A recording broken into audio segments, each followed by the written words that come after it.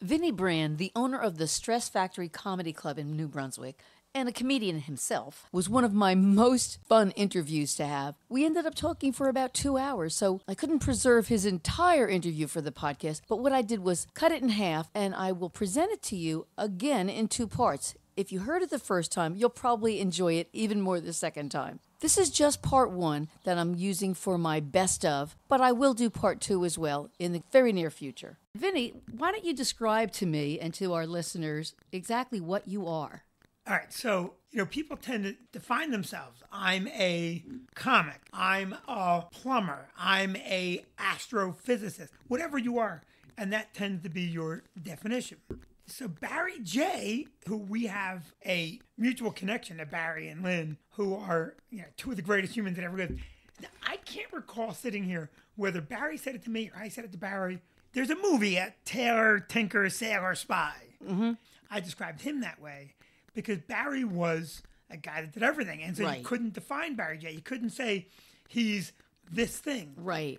And that's the thing. In my line of work, comics say, I'm a comedian. And, a lot of comedians will say, well, you're a club owner. And I go, hey, listen, don't put me in a box because I'm a father, I'm a soccer coach, I'm a husband, I'm a friend, I'm a sometimes reluctant, always enemy. I am, a comedian, a writer, I'm a reader. So what am I? How do you describe me? I like to say I'm fully engaged. Even when I sleep, I'm sleeping better than other people. I try to just be an effective person. So I have a lot of hats. I was a Board of Ed member. I'm all of these things, right? So professionally, I'm a comedian, club owner, writer, talk show host, partner. And, as a person, I just like, well, why define me? Because I can succeed or fail in any one of them. It wouldn't be the only part of me. Well, now, you're best known as the owner of the Stress Factory Comedy Club in New Brunswick. And, of course, you're a comedian yourself, as you already mentioned. But your background is pretty diverse. You owned a flower shop and a construction company. Your dad was a union steam fitter, although you've sided with the anti-union side of politics, but we'll talk about that later. Did I miss anything? You missed a lot. Okay, so I own the club, and it's important. I always point it out. My wife and I are partners, 100% 50-50 partners.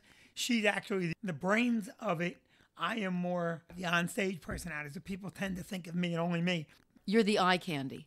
I'm the eye candy, as awful as that may be, and as disappointing as that may be. I'm the eye candy. But in my professional life, as a professional individual, I sold swimming pools and jacuzzis and small construction, trying to just make a living. I had some kids that I had to pay for, and then I owned the flower shop, which you mentioned, and I owned a construction company after selling them, and then iteration-wise, I delivered pizza for a while, and it was part of my profession because I was doing anything I could to put money on the table. So my primary business has been for 30 years, just comedy. Yeah. I guess that overtakes everything, right? Yeah. We always hear about comedians working on their set, hitting clubs to try out new material. But you tend to ad-lib, and you describe yourself as performing off the cuff and, quote, in the moment. Is this because it's pretty hard to bomb in your own club? No, it's easier to bomb in your own club because there's an expectation. And I think what happened is maybe it's harder for me to bomb because I lost the concern about bombing. Because I think as a comic, you have to have a certain disconnection to the fear of bombing. Because if you're afraid of bombing, you're going to bomb. But in my club, for the longest time, I felt a lot of pressure to not just repeat. Because I've worked with comics that do the same thing year over year. And it doesn't matter because they're bouncing to 50 different venues. And so if they repeat it a year later, and 2% or 10% or 20% of the audience has already heard it, it's been a long time. But in the club, I have a lot of regulars. We have a lot of regulars. Yeah. So I became comfortable at a different level. Like a gymnast. Yeah, I mean, you can't be afraid of falling or you're not going to try it. Yeah. On stage in general now, I don't think what we're doing is important. So I don't take it too serious. We're relieving tension, and you'll hear people say, well, laughter's important. Yeah, it's important, but if you're hungry, no one goes, look, I'm starving. I haven't eaten in a month. If I could just get a couple chuckles, I wouldn't care. So it's important in a sense, but I don't think it's important in any grand scheme. Yeah. I think if no one laughed again tomorrow, it'd be tragic, but I don't think life would end. Yeah, it's not like brain Right. cancer. Yeah. Air is more important. I understand from reading some earlier interviews that you had that the first night you got on stage, you absolutely killed. And then the second night, you absolutely bombed. So let's talk about failure. Every time you get on stage, you have a really huge chance of failing. In fact, Jerry Seinfeld uses that whole comparison to baseball. In baseball, if you fail 70% of the time, you're still considered a really good player. Right. You get a 300 average. When you find yourself bombing, and like again, you probably don't do it that much anymore, how do you get out of a situation like that? Well, yeah, I can tell you one thing about not having a good set. I can remember the last set I had that I didn't love. It was a very unique environment. It wasn't at the club. But when you're bombing, there's a couple ways to get out of it, and they're all almost, in my opinion, technical solutions, right? So if you're bombing and you know that the piece you're working on is going to bomb, but you know you have another piece that is a high probability of getting a laugh, you can switch to that. Maybe 8 or 9 years ago, I was on stage, I did a joke, and I wasn't bombing, but that one joke bombed. That was the first moment that I can cognitively recall being so comfortable that I didn't care about the one joke. And so there was no rush to a backup plan. And what I said to the audience is, man, I could have swore that joke was funny. And in my head, it still is. Yeah. But clearly it isn't. Well, Johnny Carson was like the best bomber in the business. Every time Johnny Carson bombed, he made it funnier. Yes. Well, I said it's so interesting how wrong you can be. And that got a laugh. And that ended the moment. I may have said at that time, mind you, I'm going to try it again. And that joke eventually, I dropped from the set. And then a couple times when I'd be killing, I would say, hey, I want to try this joke. It's never worked once. And I would tell the joke and it would bomb. And I'd go, man, it's never going to work. And that's funny. Yeah. So you ask how you get out of that moment. The more seasoned you are, I think the more solutions occur to you. But if you acknowledge it to the audience, you're allowing them to know that you know. And then they're not sitting there going, does he know? Like, if you don't acknowledge that a joke bombed and you just keep going, part of the audience is going, doesn't he know how bad he's stinking it up right now? Whereas if you just say, listen, that joke was terrible, then the audience can get back on the page with you. They go, yeah, at least you know it. Yeah. Yeah. So tell me a little bit about your family background, your family you grew up in.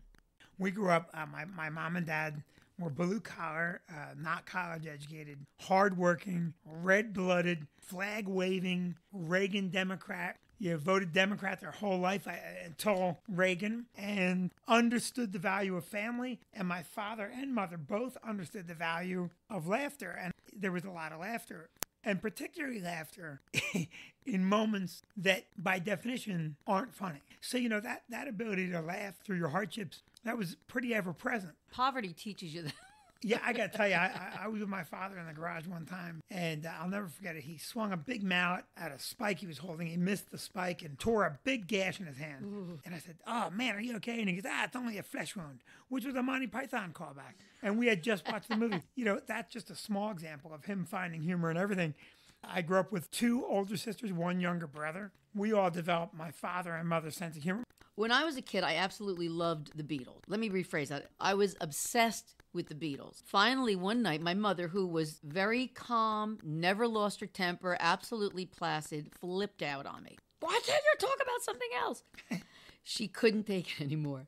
So what did you do as a kid that absolutely made your mother crazy? I was pretty close to perfect.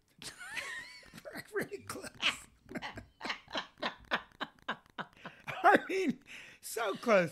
So I don't know what I did that drove her crazy. What drove my father crazy? My father used to tell me, I'm going to use salty language in this. Because that's fucking K. Yeah. And he said to me, I hope you become a goddamn lawyer because that goddamn mouth of yours.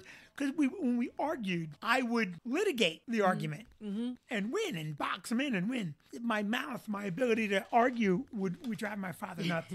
But he would laugh, but say, you better become a goddamn lawyer. And then the thing that made my mother crazy, but she loved it, was that I would constantly crack on her or if there's a family get together and you left me room, I would pick on you, and in a fun way. Yeah. So maybe I remember one Thanksgiving where my brother and her, and this is probably our last family Thanksgiving, or maybe our second to last family Thanksgiving before they divorced. We were on her about the meal, and it's one of those moments where you were getting big laughs, and you saw that you went one step too far. We were on her, and it was one of those. And after she spent hours and hours making the meal, she was still in preparation mode, and we were really giving her the business. And it's one of those moments where you knew you overstepped, but after it was too late. Yeah, and you couldn't stop. Yeah, to her credit, she recovered, but it took time. In comedy, one of the things that I never want to do is I don't want to hurt anybody. And that day we probably hurt her, and she recovered. But I think about it a lot, and we laugh about it. But if my mother were here today, it'd be the first apology. I've done a lot of stage acting, and I have often imitated a relative of mine. One show I was absolutely imitating my Aunt Lena. And the greatest thing was when another relative recognized her immediately. What relatives have you ever incorporated into your act? I will use stories from my mother's funeral, my father's funeral, my sister, friends. Those are all story-based pieces.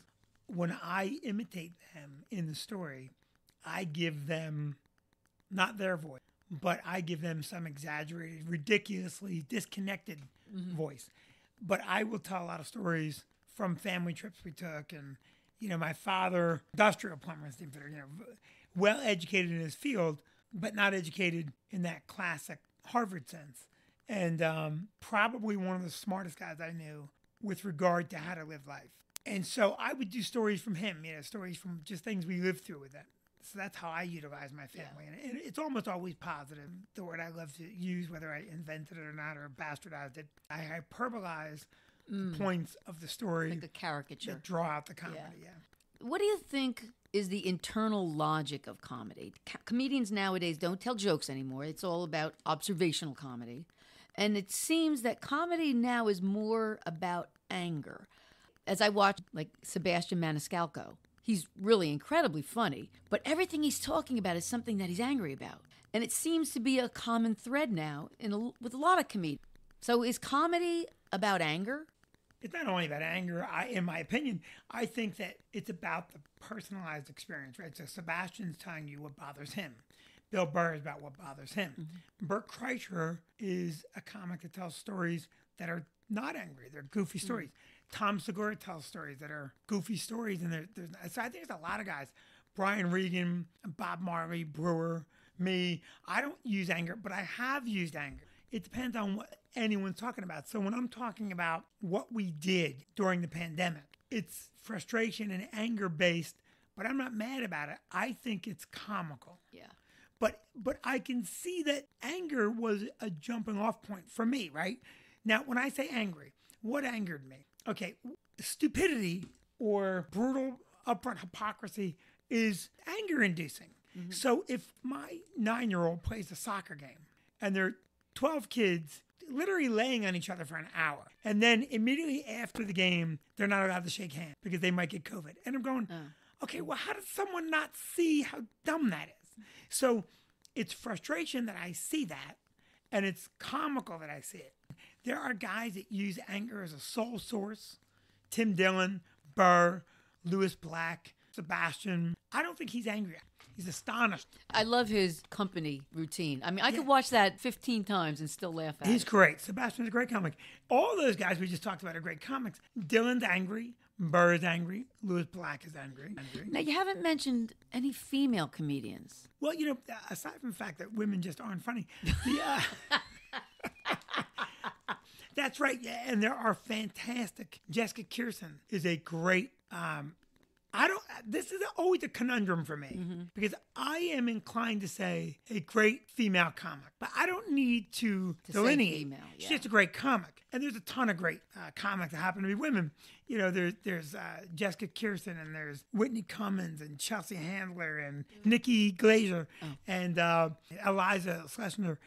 I'm missing a bunch. There's tons and tons of them. Now, when I saw Amy Schumer at your club a couple of years ago, she did a great job of ignoring people who were yelling at her from the crowd. They weren't heckling her. They were just being annoying people. Yeah. What's the best technique that you've seen to handle hecklers? Be very funny. No, so not like Michael Richards. Don't do the Michael Richards route. No, listen, I think in many instances the comic invites a heckler because there's something amiss. And then there are instances where someone's drunk or they want to yell out. And again, gratefully, I don't get that, but I have gotten it. Several years ago at the club in New Brunswick, I was really having a great set. And there's a guy dead center. I could still see where he was sitting. And I'm just killing. And he all of a sudden heckles me with a really bad heckle. And nobody laughs at him. And they start booing him. And I go, no, don't boo him. Don't boo him. I go, please, don't boo him. And the audience gets quiet. They're a little bit like, well, what is Vinnie going to do? Like, why isn't he upset? And I said, I feel sorry for him. I said, because he's been sitting there with the intention of heckling me for 38 minutes I've been on stage. And for 38 minutes, he's been saying to himself, I'm going to get him. I'm going to get him. I'm going to get him. He had 38 minutes to plan. And that's the line he came up with. I feel bad because you would think that you could. Now you just like made him feel like a worm, yeah. And I belittled him while defending him. Yeah. So I defended him in a way that made him feel like an idiot. And he never said another word. Yeah. See, my comeback would have been, men with small penises always like to heckle me. Yeah. Well, there's one other heckle story. I was doing a joke. It's going back 4 years. And I said, well, finally, we have a hot first lady. I'm talking about Melania Trump. The rest of the joke, I forget. But it wasn't meant, nor could anyone get to it being a slam on anybody else. And there was a guy in the audience, and he yells out, fuck you. And I go, what? And it was a big black guy, and he yelled again. Well, basically, it was a slam on Michelle Obama. He was mad that I didn't call Michelle Obama hot. I hammered him from stage. Him I handled very aggressively, put him in his place, finished the joke. After the show, I thought he might be a problem. He comes up and he apologized immediately. And he goes, I'm sorry, because I should have let you finish the joke. I saw where you were going with it. I said, listen, I don't think Michelle Obama is hot. Michelle Obama is a beautiful woman. Melania Trump is a former model. And when guys think of a former model, the word hot is used differently. But he apologized. But it was really funny because in that instance, I'm like, wow, here's a guy that really wanted to get stretched out there. So no matter what generation you look at, everybody loves comedians. So what is it about comedians that we love? I mean, I would like to think that, laughing feels good. And I would also like to think that, you think about the history of mankind. This is the softest period of survival we've ever had in our country, with the exception of people who are struggling. We have everything we need. And yet we're not patently happy. Yeah. We find things to be upset about. So what do you love about comedy? You love someone giving you a moment of just laughing.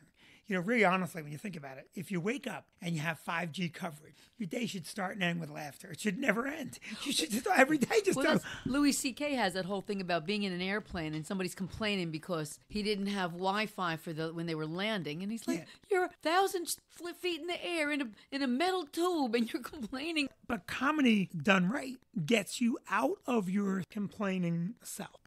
Now, I'm going to start this question, but there's more to it, so bear with me. My question is rape ever funny? So I've just asked a really good question, and we've run out of time. Well, there's so much more we talked about. So for the first time, I'm going to post a 2-part interview. So you'll be able to hear what Vinnie says about humor and rape, how insecure comedians are, and who is the one comedian he will never book at the Stress Factory again. Come back and hear the rest.